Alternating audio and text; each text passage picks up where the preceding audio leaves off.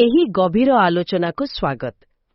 ମାନେ ଆଜି ଆମେ ଏମିତି ଏକ ବିଷୟ ପରେ ଚର୍ଚ୍ଚା କରିବାକୁ ଯାଉଛୁ ଯାହା ଆଧୁନିକ ମଣିଷର ବୋଧହୁଏ ସବୁଠାରୁ ବଡ଼ ବିଡ଼ମ୍ବନା। ହଁ, ଏହା ସମସ୍ତଙ୍କ ଜୀବନର ଏକ ବାସ୍ତବ ଚିତ୍ର। ଠିକ୍ କହିଲେ।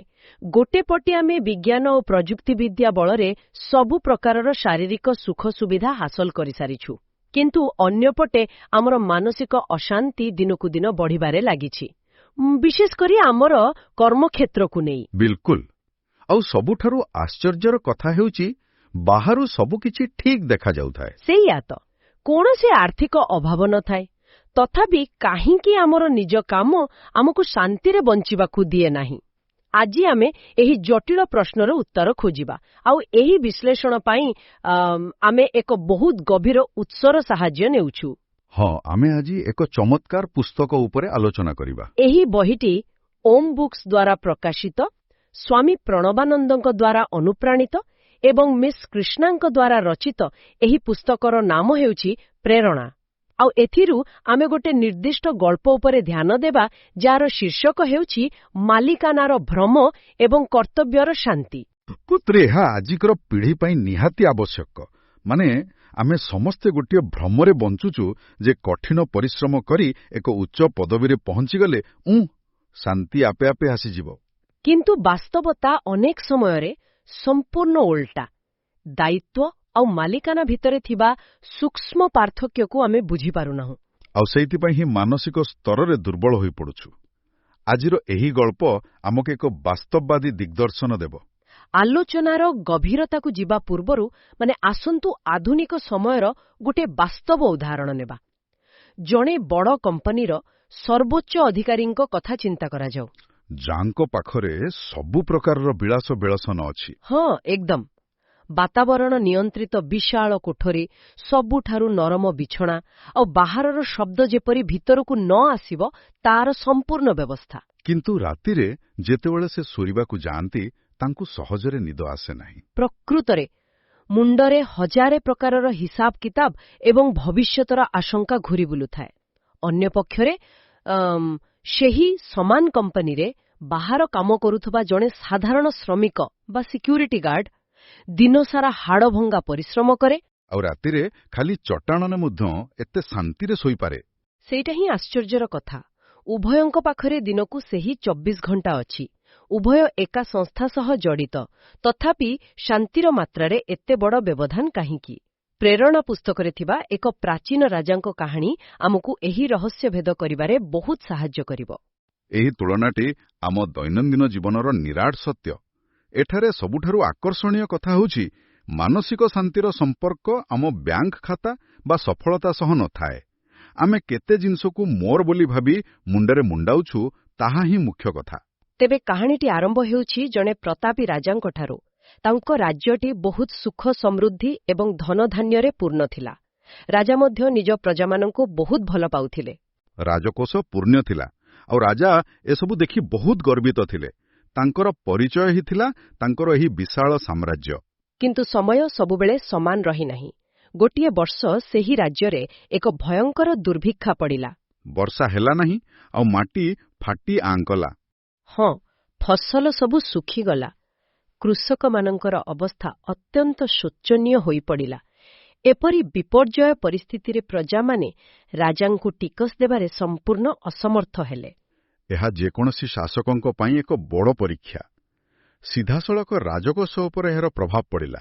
ନିଶ୍ଚିତ ଭାବରେ ଆୟ ଶୂନ୍ୟ ହୋଇଗଲା, କିନ୍ତୁ ରାଜ୍ୟ ପରିଚାଳନା, ସୈନ୍ୟବାହିନୀ ଏବଂ ପ୍ରଜାଙ୍କୁ ରିଲିଫ୍ ବାଣ୍ଟିବାର ଖର୍ଚ୍ଚ ଆହୁରି ବଢ଼ିଗଲା। ତେଣୁ ସେହି ପୂର୍ଣ୍ଣ ଥିବା ରାଜକୋଷ ଧୀରେ ଧୀରେ ଖାଲି ହେବାକୁ ଲାଗିଲା। ଆଉ ଏହି ଦୃଶ୍ୟ ରାଜାଙ୍କ ମନରେ ପ୍ରବଳ ଚିନ୍ତା ସୃଷ୍ଟି କଲା। ସେ ଭାବିବାକୁ ଲାଗିଲେ ଯେ ରାଜ୍ୟର ଖର୍ଚ୍ଚ କିପରି ତୁଲାଯିବ। ରାଜକୋଷ ଶୂନ୍ୟ ହୋଇଗଲେ ତାଙ୍କର ପ୍ରତିପତ୍ତି କ'ଣ ରହିବ? ଏହି ଚିନ୍ତା ତାଙ୍କୁ ଦିନରାତି ଘାରିବାକୁ ଲାଗିଲା ଏବଂ ତାଙ୍କର ନିଦ ସମ୍ପୂର୍ଣ୍ଣ ହଜିଗଲା। ସଙ୍କଟ ସମୟରେ ଚିନ୍ତା କରିବା ଗୋଟେ ସ୍ୱାଭାବିକ ପ୍ରବୃତ୍ତି ବୋଲି ଆମେ କହିପାରିବା।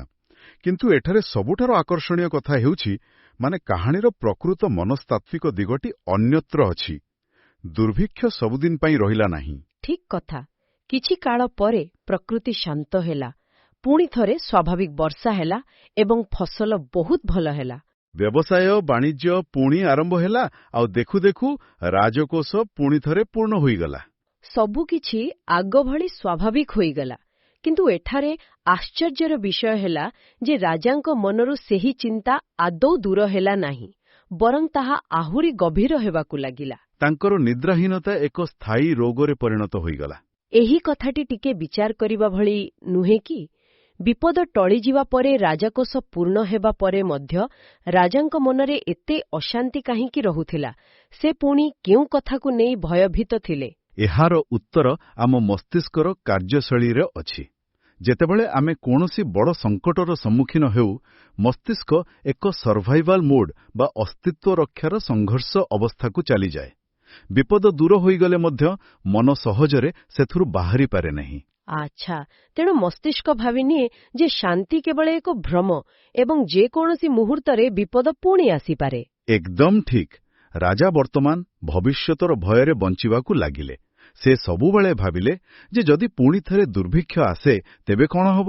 ଯଦି ପଡ଼ୋଶୀ ରାଜ୍ୟ ଆକ୍ରମଣ କରନ୍ତି କିମ୍ବା ମନ୍ତ୍ରୀମାନେ ଷଡ଼ଯନ୍ତ୍ର କରନ୍ତି? ହଁ, ଏହିସବୁ କାଳ୍ପନିକ ଭୟ ତାଙ୍କର ନିଦ ଛଡ଼ାଇ ନେଲା। ସେ ସବୁବେଳେ ଗୋଟିଏ ଅଜଣା ଆତଙ୍କରେ ରହିଲେ। କିନ୍ତୁ ଠିକ୍ ଅଛି, ଆସନ୍ତୁ ଏହାକୁ ଟିକେ ଖୋଲିକରି ବୁଝିବା। ଜଣେ ନେତା କିମ୍ବା ଶାସକ ହିସାବରେ ଭବିଷ୍ୟତର ଆଶଙ୍କା କରିବା କ'ଣ ସ୍ୱାଭାବିକ ନୁହେଁ? ଏହାକୁ ଆମେ ଦୂରଦୃଷ୍ଟି ମଧ୍ୟ କହିପାରିବା। ଦୂରଦୃଷ୍ଟି ଏବଂ ମାନସିକ ଅବସାଦ ଭିତରେ ବହୁତ ପାର୍ଥକ୍ୟ ଅଛି। ଜଣେ ଦୂରଦୃଷ୍ଟି ସମ୍ପନ୍ନ ବ୍ୟକ୍ତି ସମ୍ଭାବ୍ୟ ବିପଦ ପାଇଁ ପ୍ରସ୍ତୁତି କରନ୍ତି ଆଉ ତାପରେ ନିଶ୍ଚିନ୍ତରେ ଶୋଇପାରନ୍ତି। କାରଣ ତାଙ୍କର ଧ୍ୟାନ କେବଳ କର୍ମ ଉପରେ ଥାଏ। ବିଲକୁଲ। କିନ୍ତୁ ଏଠାରେ ରାଜା ପ୍ରସ୍ତୁତି କରୁନଥିଲେ, ସେ କେବଳ ହରାଇବାର ଭୟରେ ଆତଙ୍କିତ ହେଉଥିଲେ।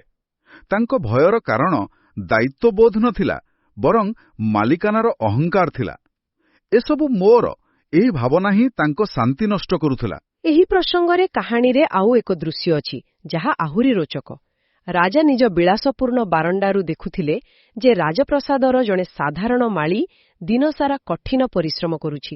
ତାର ଆୟ ବହୁତ ସୀମିତ ଆଉ ସେ କେବଳ ଶୁଖିଲା ରୁଟି ଖାଉଛି। ତଥାପି ସେ ରାତିରେ ଗୋଟିଏ ଗଛ ମୂଳେ ବହୁତ ଆରାମରେ ଶୋଇଯାଉଛି। ହଁ, ତାଙ୍କୁ ଦୁନିଆର କୌଣସି ହୋସ୍ ରହୁନାହିଁ। ଆଉ ରାଜା ଏହା ଦେଖି ଈର୍ଷ୍ୟାନ୍ୱିତ ହେଉଥିଲେ ଯେ ଏତେ ବଡ଼ ସାମ୍ରାଜ୍ୟ ଥାଇ ମଧ୍ୟ ତାଙ୍କ ପାଖରେ ଶାନ୍ତି ନାହିଁ। ଏହା ପ୍ରମାଣ କରୁଥିଲା ଯେ ପ୍ରକୃତ ସମସ୍ୟା ବାହାରର ସୁବିଧା ସୁଯୋଗରେ ନାହିଁ। ମାଳୀର ଶାନ୍ତିର କାରଣ ହେଲା ସେ ବଗିଚାର ମାଲିକ ନୁହେଁ। ସେ କେବଳ ନିଜର ଶ୍ରମଦାନ କରୁଛି। ଫଳାଫଳର ବୋଝ ତାର ନୁହେଁ। ଠିକ୍ ସେତିକିବେଳେ ଜଣେ ଜ୍ଞାନୀ ସାଧୁ ରାଜାଙ୍କ ଦରବାରକୁ ଆସିଲେ। ରାଜା ସାଧୁଙ୍କୁ ନିଜର ସବୁ ମାନସିକ ଯନ୍ତ୍ରଣା ଏବଂ ନିଦ୍ରାହୀନତା ବିଷୟରେ କହିଲେ।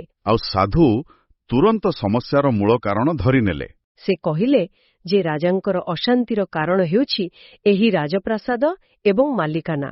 ତେଣୁ ସେ ପରାମର୍ଶ ଦେଲେ ଯେ ରାଜା ରାଜ୍ୟଭାର ତାଙ୍କର 5 ବର୍ଷର ପୁଅକୁ ଦେଇଦିଅନ୍ତୁ। କିନ୍ତୁ ରାଜା ଏଥିରେ ରାଜି ହେଲେ ନାହିଁ, କାରଣ ପିଲାଟି ବହୁତ ଛୋଟ ଥିଲା। ତାପରେ ସାଧୁ ଏକ ବଡ଼ ପ୍ରସ୍ତାବ ଦେଲେ। ସେ କହିଲେ, ଯଦି ପୁଅକୁ ଦେଇପାରିବ ନାହିଁ ତେବେ ଏ ରାଜ୍ୟର ସବୁ ଭାର ମୋତେ ଦେଇଦିଅ। ରାଜା ଶେଷରେ ଏଥିରେ ସମ୍ମତ ହେଲେ। ଏଇଠାରେ ଗଳ୍ପରେ ସବୁଠାରୁ ରୋଚକ ମୋଡ଼ ଆସେ। ଯଦି ଆମେ ଏହାକୁ ଏକ ବୃହତ୍ତର ଦୃଷ୍ଟିକୋଣରୁ ଦେଖିବା, ଏହା ଥିଲା ମାଲିକାଣାର ଅନ୍ତ। ହଁ, କାରଣ ଦାନ ଶେଷ ହେବା ପରେ ସାଧୁ ପଚାରିଲେ ଯେ ଏବେ ତ ରାଜ୍ୟ ମୋର ହୋଇଗଲା, ତୁମେ ନିଜ ଜୀବିକା ପାଇଁ କ'ଣ କରିବ? ରାଜା କହିଲେ ସେ ବେପାର କରିବେ। ଆଉ ସାଧୁ ତାଙ୍କୁ ମନେ ପକାଇଦେଲେ ଯେ ବେପାର ପାଇଁ ପୁଞ୍ଜି ଦରକାର, ଆଉ ରାଜକୋଷର ପ୍ରତ୍ୟେକ ମୁଦ୍ରା ଉପରେ ଏବେ କେବଳ ସାଧୁଙ୍କର ଅଧିକାର ଅଛି। ଅର୍ଥାତ୍ ରାଜାଙ୍କର କୌଣସି ପୁଞ୍ଜି ନାହିଁ। ଏକଥା ଶୁଣି ରାଜା ସ୍ତବ୍ଧ ହୋଇଗଲେ। ତାଙ୍କର ଶାସକର ଅହଙ୍କାର ସମ୍ପୂର୍ଣ୍ଣ ଭାଙ୍ଗିଗଲା। ତାପରେ ରାଜା ନିରୁପାୟ ହୋଇ କହିଲେ ଯେ ସେ ଅନ୍ୟ କେଉଁଠି ଚାକିରି କରିବେ। ଆଉ ସାଧୁ ତାଙ୍କୁ ସେଇଠାରେ ହିଁ ଚାକିରି ଦେଲେ। ସାଧୁ କହିଲେ, ମୋର ରାଜ୍ୟ ଚଳାଇବାର ସମୟ ନାହିଁ, ତୁମେ ଏଠାରେ ମୋର ଜଣେ ପରିଚାଳକ ବା କର୍ମଚାରୀ ଭାବରେ କାମ କର। ରାଜା ସେଥିରେ ରାଜି ହେଲେ। ଏବେ ସେ ନିଜ ପୂର୍ବ ରାଜ୍ୟରେ କେବଳ ଜଣେ କର୍ମଚାରୀ, ଆଉ ସାଧୁ ନିଜ କୁଡ଼ିଆକୁ ଫେରିଗଲେ। ଏଠାରେ ଗୋଟିଏ ପ୍ରଶ୍ନ ଆସେ, ଯଦି ମାଲିକାନା ନାହିଁ ତେବେ କାମ ପ୍ରତି ନିଷ୍ଠା କେମିତି ରହିବ? ଏହା ଏକ ବୈଧ ପ୍ରଶ୍ନ। କିନ୍ତୁ ମମତ୍ୱବୋଧ ଏବଂ କର୍ତ୍ତବ୍ୟବୋଧ ଭିତରେ ପାର୍ଥକ୍ୟ ଅଛି। ଜଣେ ନ୍ୟାସରକ୍ଷୀ ବା ଟ୍ରଷ୍ଟି ହିସାବରେ କାମ କଲେ ନିଷ୍ଠା ଆହୁରି ବଢ଼ିଯାଏ, କାରଣ ସେଥିରେ ଅହଙ୍କାର ନଥାଏ, କେବଳ ଏକ ସମର୍ପଣ ଭାବ ଥାଏ। ସେ ସଫଳତା ବା ବିଫଳତାର ଆସକ୍ତିରୁ ମୁକ୍ତ ଥାଏ। ଏଠାରେ ହିଁ କଥାଟି ବହୁତ ରୋଚକ ହୋଇଯାଏ। କିଛୁଦିନ ପରେ ସାଧୁ ଫେରି ଦେଖିଲେ ଯେ ରାଜ୍ୟର ସମସ୍ତ କାର୍ଯ୍ୟ ବହୁତ ଶୃଙ୍ଖଳିତ ଭାବରେ ଚାଲିଛି। ପ୍ରଶାସନ ଆହୁରି ସ୍ୱଚ୍ଛ ହୋଇଯାଇଥିଲା, ଆଉ ରାଜା ମଧ୍ୟ ବହୁତ ଭଲରେ ଖାଉଥିଲେ ଏବଂ ଗଭୀର ନିଦରେ ଶୋଉଥିଲେ। ରାଜା ଆଶ୍ଚର୍ଯ୍ୟ ହୋଇ ସାଧୁଙ୍କୁ ପଚାରିଲେ ଯେ ସେ ପୂର୍ବରୁ ମଧ୍ୟ ଏହି ସମାନ କାମ କରୁଥିଲେ, ଏବେ ବି ସମାନ କାମ କରୁଛନ୍ତି, ତେବେ ତାଙ୍କ ଜୀବନରେ ଏହି ଶାନ୍ତି କେମିତି ଆସିଲା? ତେବେ ଏସବୁର ପ୍ରକୃତ ଅର୍ଥ କଣ? ସାଧୁଙ୍କ ଉତ୍ତର ବହୁତ ସ୍ପଷ୍ଟ ଥିଲା। ପୂର୍ବରୁ ରାଜାଙ୍କ ମନରେ ଥିଲା ମୋର ଭାବନା, ଏହା ମୋର ରାଜ୍ୟ। ଏହି ଚିନ୍ତାଧାରା ହିଁ ତାଙ୍କର ସବୁ ଦୁଃଖର କାରଣ ଥିଲା। ରାଜ୍ୟ ସାଧୁଙ୍କୁ ଦେଇଦେବା ପରେ ସେହି ମାଲିକାନାର ଭ୍ରମ ଏବଂ ଅହଙ୍କାର ନଷ୍ଟ ହୋଇଗଲା। ଅର୍ଥାତ୍ ଏବେ ରାଜା କେବଳ ନିଜ ହୃଦୟରୁ ଏକ କର୍ତ୍ତବ୍ୟ ହିସାବରେ କାମ କରୁଛନ୍ତି, ମାଲିକ ହିସାବରେ ନୁହଁ। ତେଣୁ ସେ ଶାନ୍ତିରେ ଅଛନ୍ତି। ଏହା ଏକ ଗୁରୁତ୍ୱପୂର୍ଣ୍ଣ ପ୍ରଶ୍ନ ସୃଷ୍ଟି କରେ। ଆମେ ଆମର ଦୈନନ୍ଦିନ ଜୀବନରେ କିପରି ଏହି ମାଲିକାନାର ଭାର ବହନ କରୁଛୁ ତାହା ଭାବିବା ଦରକାର। ଆମେ ଯେତେବେଳେ ନିଜକୁ କୌଣସି ଜିନିଷର ମାଲିକ ବୋଲି ଭାବୁ, ତାହା କର୍ମକ୍ଷେତ୍ର ହେଉ ବା ପରିବାର, ପ୍ରତ୍ୟେକ ଛୋଟ ସମସ୍ୟା ଆମକୁ ବ୍ୟକ୍ତିଗତ ଆକ୍ରମଣ ଭଳି ଲାଗେ। କିନ୍ତୁ ଯେତେବେଳେ ଆମେ ନିଜକୁ କେବଳ ଜଣେ ଯତ୍ନକାରୀ ବା ଦାୟିତ୍ୱବାନ ବ୍ୟକ୍ତି ଭାବରେ ଦେଖୁ, ଆମେ କାମଟିକୁ ନିଷ୍ଠାର ସହ କରୁ, କିନ୍ତୁ ମାନସିକ ଚାପରୁ ମୁକ୍ତ ରହୁ। ଶ୍ରୋତାମାନଙ୍କ ପାଇଁ ଏହାର ଏକ ବହୁତ ବଢ଼ିଆ ବ୍ୟବହାରିକ ପ୍ରୟୋଗ ଅଛି।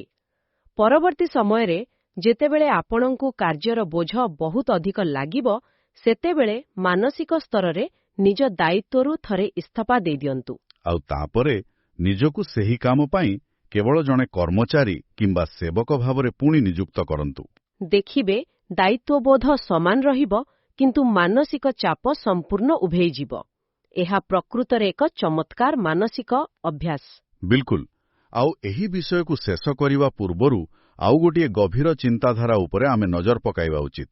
ହଁ, ଏହା ଆମ ମୂଳ ଉତ୍ସର ଧାରଣା ଉପରେ ଆଧାରିତ, କିନ୍ତୁ ଆମକୁ ଏକ ନୂଆ ଦିଗଦର୍ଶନ ଦିଏ। ଆମେ ସମସ୍ତେ ଆମର ସଫଳତାକୁ ମୋର ବୋଲି କହି ଗର୍ବ କରୁ। ଆମେ ଭାବୁ ଏହା ଆମର ପ୍ରତିଭା ଆଉ ପରିଶ୍ରମ। କିନ୍ତୁ ଯଦି ଆମେ ପ୍ରକୃତରେ ଆମର କାର୍ଯ୍ୟ ଏବଂ ତାହାର ସଫଳତାର ମାଲିକ ନୁହନ୍ତି, ତେବେ କଣ ଆମେ ଆମର ବିଫଳତାର ମଧ୍ୟ ମାଲିକ? ଏହା ଏକ ବହୁତ ଶକ୍ତିଶାଳୀ ପ୍ରଶ୍ନ। ଯଦି ଆମେ ଆମ ଜୀବନକୁ ଏହି ବିଶ୍ୱବ୍ରହ୍ମାଣ୍ଡ ଦ୍ୱାରା ଦିଆଯାଇଥିବା ଏକ ଅସ୍ଥାୟୀ ଦାୟିତ୍ୱ ବୋଲି ଗ୍ରହଣ କରିନେବା, ତେବେ କଣ ଏହା ଆମ ମନରୁ ଭୁଲ କରିବାର ଏବଂ ବିଫଳ ହେବାର ସବୁ ଭୟକୁ ସବୁଦିନ ପାଇଁ ଦୂର କରିଦେବ ନାହିଁ କି? ନିଶ୍ଚିତ ଭାବରେ ଦୂର କରିଦେବ।